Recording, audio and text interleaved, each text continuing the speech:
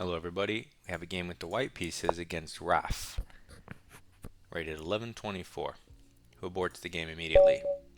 So we have a new game against Gabby, rated 1202, who hits us with a Scandinavian. So we take in order to lure the queen out so we can develop for free and just be up almost a free tempo in the game.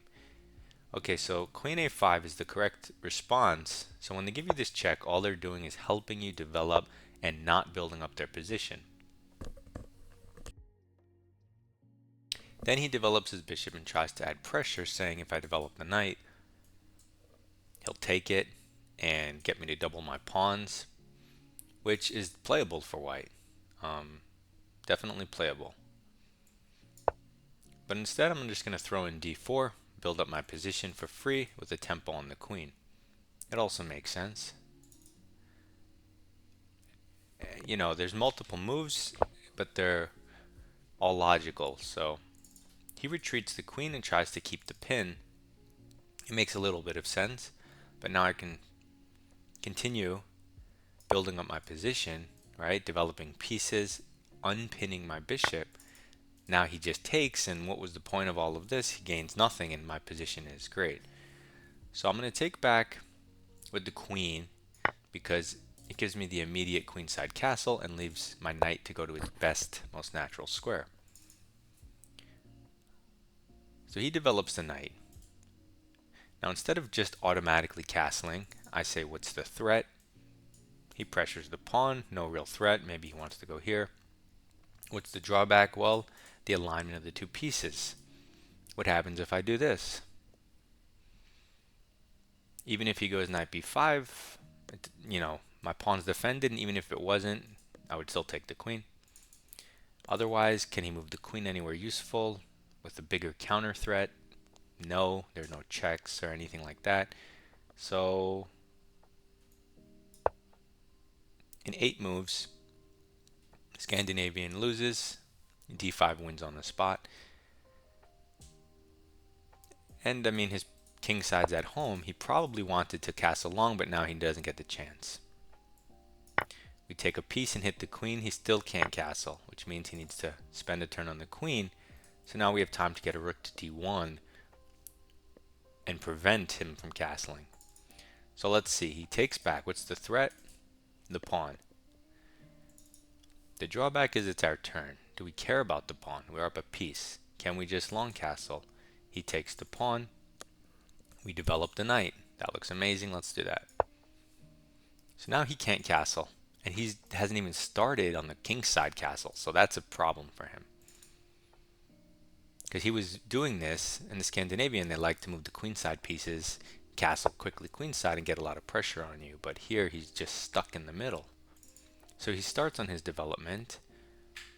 You know, he has to at some point, right? And we're up a piece. You could immediately force the queen trade with a winning endgame. It's possible.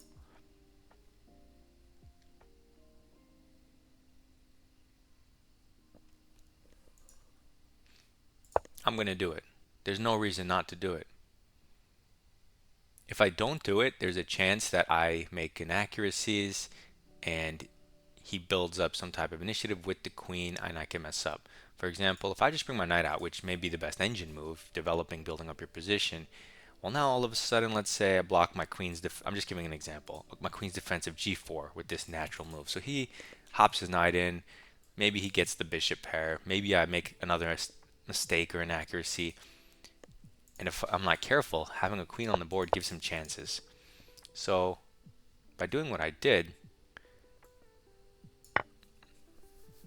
I can never really mess up. There's never going to be anything against my king. I don't have to worry. The logic of the position changes and becomes much easier.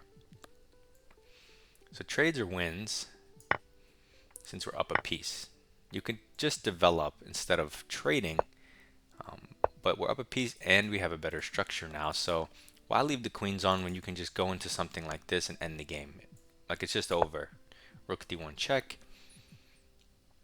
Knight in the center, hitting weaknesses, hitting, double threats.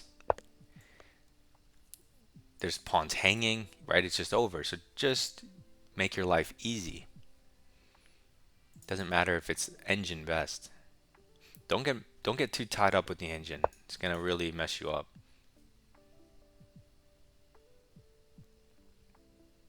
If you can, try to get a coach.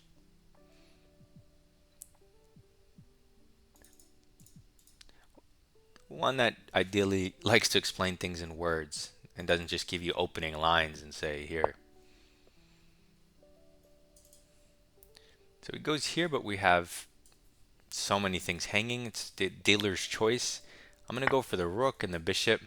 Pick up the pawn on the way. I'll just take the bishop. He doesn't take back. What? How does that make sense? He's 1200. He just hung a piece and could have taken back, but didn't. Okay, he's hitting this twice, but it's defended twice, right?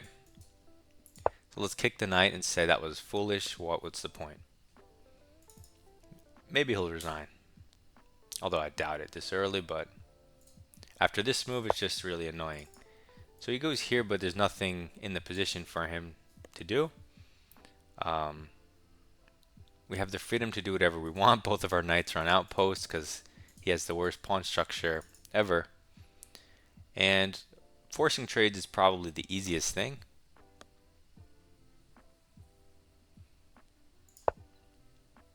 But I just took away his last forward jump from the knight, since I can't immediately force the trade of the knight. Maybe you could go here and take this pawn, but I mean, I don't really want pawns. I just want to get his pieces off the board. Although he is just hanging stuff now, so that's weird. I mean, I'm going to take it. Free stuff, and it hits the rook.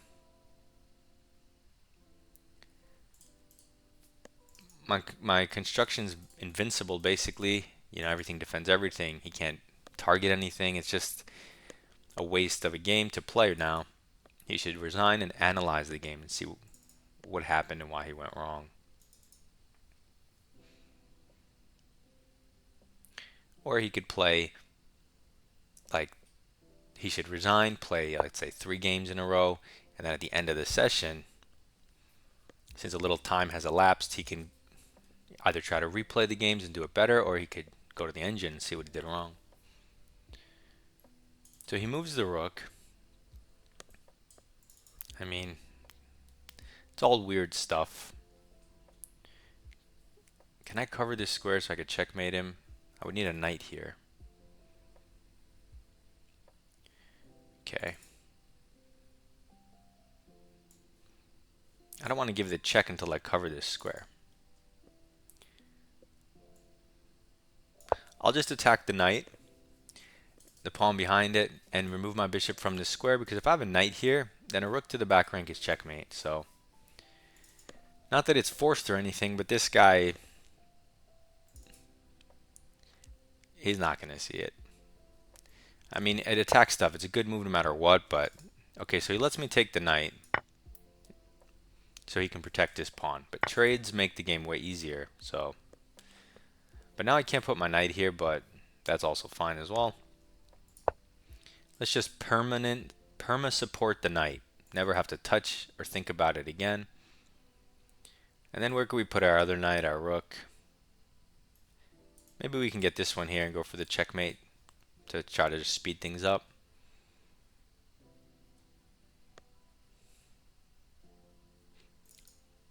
This also takes 2 moves and it ends up being the same exact construction. So he moves his king, so we're not going to have the mate, so let's just forget about it and just get our rook and infiltrate. He still wants to play. Okay. I'm going to get my knight here anyway just because it's an improved outpost. C3 is an outpost, but C5 is a more advanced outpost. So I'm going to take that. Because C3 hits my position, half of my moves. But in C5, all my forward jumps are in his position. So it's just a better outpost. So he moves his rook meaninglessly. Let's give a check. Now his pawn's hanging. We can eat this guy, eat the other guy. Let's move our rook, because if we eat this guy, our rook's hanging. He has absolutely nothing to even do. Like even if we give him free turns, like it doesn't do anything. So that's how you know you shouldn't continue the game because when they say, "Oh, he's playing for this or that," there's nothing to play for in this position. There are no ideas left. That's in the geometry. That's the whole point. Now, if I didn't have this rook and it was two knights against his rook, I would still be winning, but it would be more interesting, right? So he's just moving his rook, but there's nothing to be done. And I have a passed g-pawn that I can push with support from the knight, and then the rook. He can't get behind, so he'll have to go rook d8, which is, none of this does anything. You could throw in a check just to improve your position. You could push the pawn. Okay. Oh, there's also this. He moves back.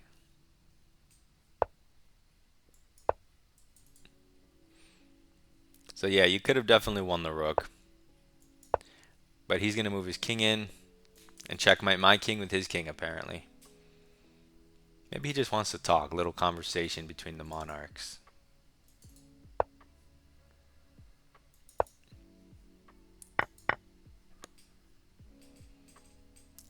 This is crazy. I'll just go here to cut his king off.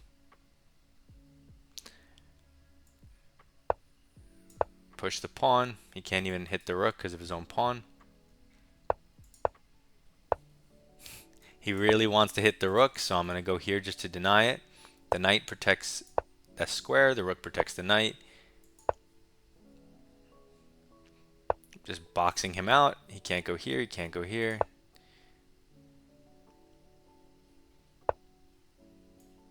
Let's cut his king off further. Let's go for the mate.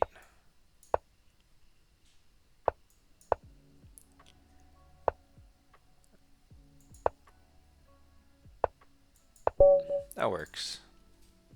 So if we get an analysis board, I can't believe he played that to the end.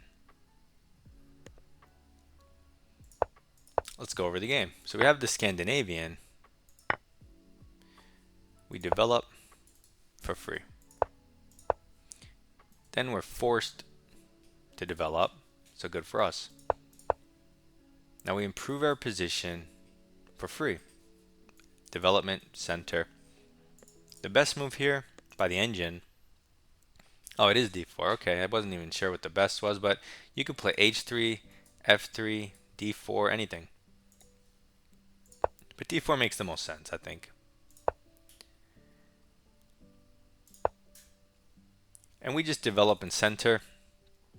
This is our one mistake, the engine says in the opening, giving us a 97%, but because it says there's a big advantage, there's probably some line. You kick the bishop, it goes back. You probably kick it, it goes back. You probably just get lots of free space and stuff. I mean, let's just take a quick look.